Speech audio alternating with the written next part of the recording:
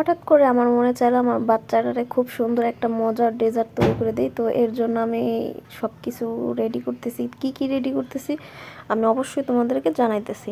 তো প্রথমে আমি 1 কাপ ময়দা নিছি। ময়দা নেওয়ার পরে লবণ দিয়ে ভালো সুন্দর করে পাতলা করে গুলিয়েছি। গুলানোর পরে আমার বাচ্চা যেহেতু ঝাল খাইতে পারে না, তার জন্য আমি পেঁয়াজ কুচি কুচি করে কেটে তারপরে ডিম ফেটাই রাখছি, কারণ আমার বাচ্চারে আমি ঝাল দেই না, ও খাইতেও পারে না।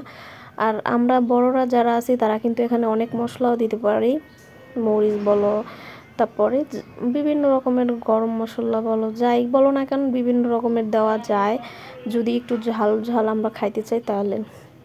তো এটা গুলানোর পর আমি চুলায় প্যান দিয়ে দিছি। তো প্যান দেওয়ার পরে মনে করো আমি একটু তেল দিছি, হালকা হালকা পরিমাণে তেল দেওয়ার পরে আমি এই চাপটির গোলাটা আমি এটার মধ্যে দিছি।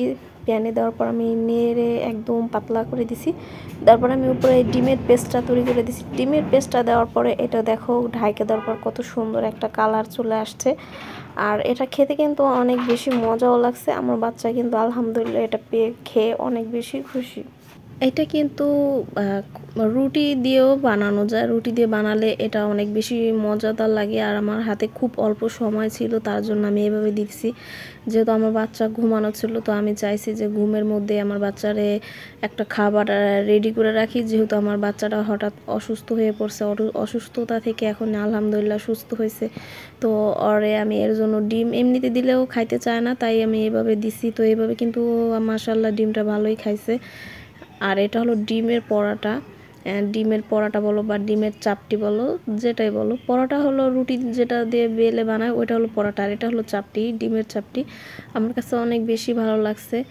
একটু ঝাল হলে আরও বেশি লাগতো, কারণ এটা আমার কাছে কেমন যেন একটু মিঠা মিঠা লাগছে। যেহেতু ঝাল নাই কিছু না, শুধু ডিম, লবণ, তারপর ময়দা, এটাই।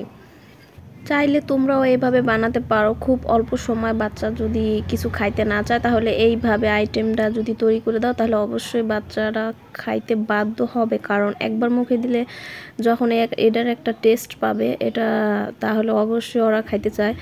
আমি সবসময় চাই যে, আর চেষ্টা করি আমার বাচ্চার খাবারের দিকে একটু ফোকাস করতে। আমি আমার বাচ্চার খাবার বলো, ঘুম বলো, যাই কিছু বলো, সব কিছু আমি টাইম মেনটেন করি। তো এই তো হয়ে গেছে আমার চাপটি, ডিম চাপটি। তো আজকের ভিডিও এই পর্যন্ত। সকলেই ভালো থাকবে, দোয়া করবে, পাশে থাকবে। আসসালামু আলাইকুম।